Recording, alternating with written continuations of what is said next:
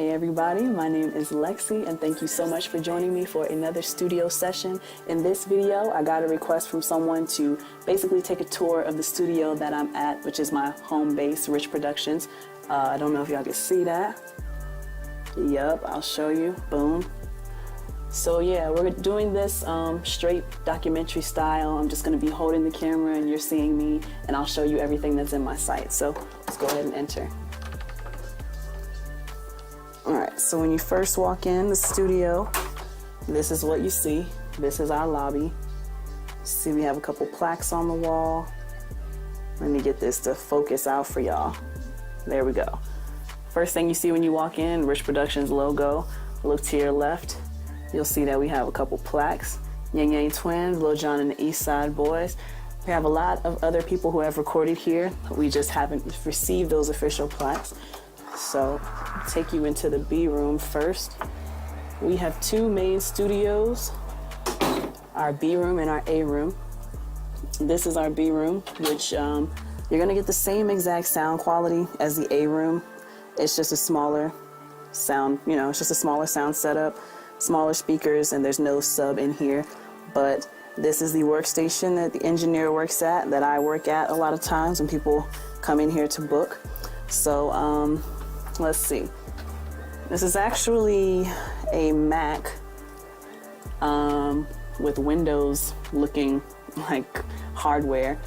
Don't worry about that too much. We have the Xenix Control USB, which basically allows us to, we have an auxiliary, the 002 rack, which is, it's like a big controller for where our sound source is coming from. So we have all of these engaged. Number 4 is not currently assigned to anything, but we have the aux, the 002, and the Mac.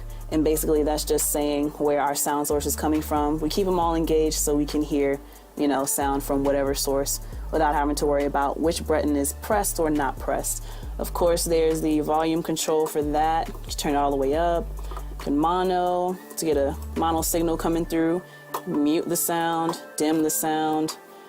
We have our basic functions, the volume of the headphones here and there.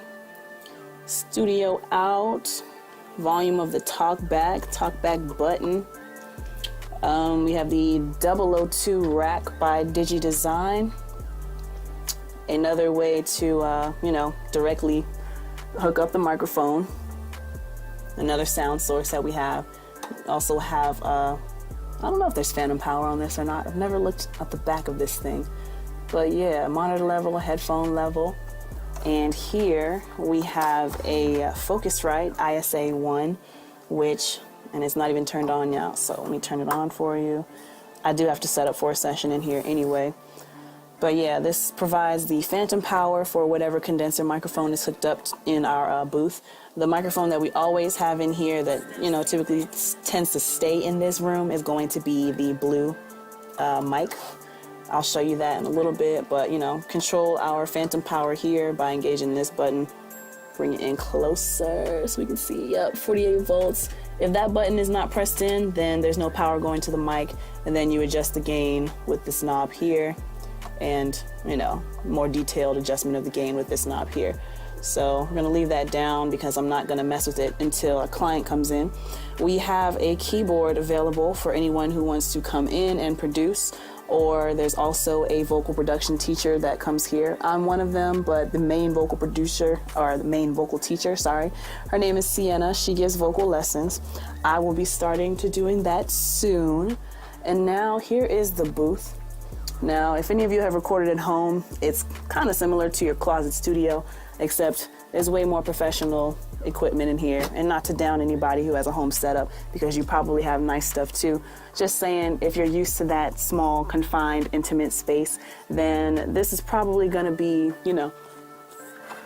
feeling just like home. So in here, just like I said before, we have the blue microphone with its pop filter, another pop filter on there to really catch those plosives. Adjustable mic stand. I'm trying to bring the light here. We don't like too much light in here because most artists like the vibe of a dark booth. So yeah, adjustable mic stand. We have a hook here for the headphones. That way people aren't putting it on top of the microphone and risking damage to it by creating that weird loop that goes on. Where are the headphones for this room? Headphones we have here, Sennheiser HD202. They're really good quality and they're comfortable. They have the soft padding, so it's not, you know, an uncomfortable listen for the artist. It can be worn for long periods of time, so the artist doesn't have to come out of the booth or have to take those off or lose that communication with the engineer. Keep those on and, you know, talk back and forth with the engineer with that Talkback feature. So yeah, moving right along, this is our B room. Message me for rates. We're located in Marietta off of Windy Hill Road by exit, I don't know, 260 for 75. So now let's take it into the A room. A room is going to be considered our premium room. When you walk into the control room, this is what you'll see. Treatment all over the walls. And already you can tell this is a much bigger space than our B room, and there is a lot more equipment to be had in here. So let's go ahead and start with top to bottom, left to right, I guess. We have 2 sets of speakers as well as a subwoofer down here. So the first set of speakers, KRK Rocket 8-inch 8-inch speakers here. For the far field, and then we have for the near field, Yamaha, I believe this is HS7, or no, not HS7, probably HS5, 5-inch. On those, we have a blue preamp, mic preamp, in comparison or in partnership with the blue Kiwi mic, which is what is in the booth over there. Hi, you can see me in the reflection.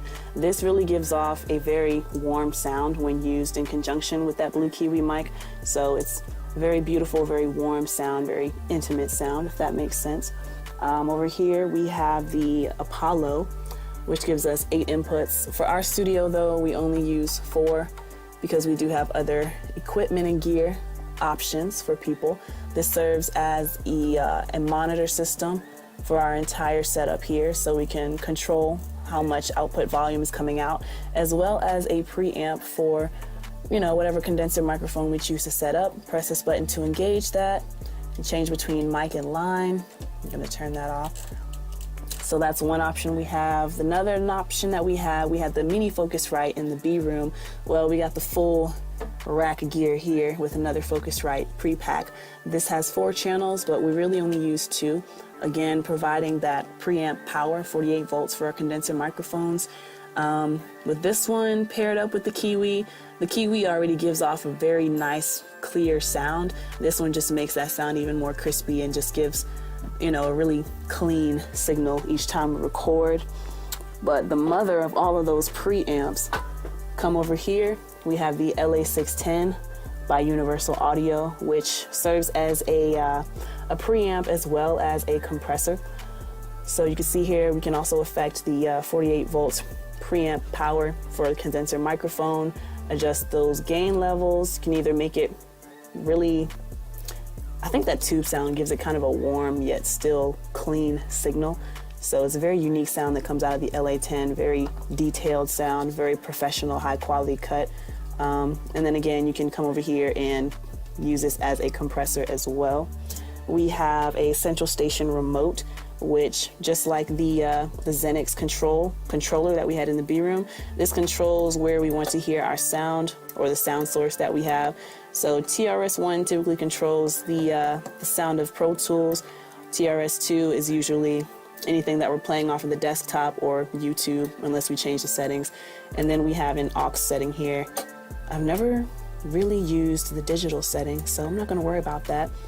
Controlling which speakers we're using. A is for those KRK Rockets. B is for the Yamahas that we have. C engages our subwoofer. Usually keep it on A and C together because clients like to hear a lot of bass and they like to hear things nice and loud. Talkback button here, control the volume of the talkback. And this is another controller for the main output.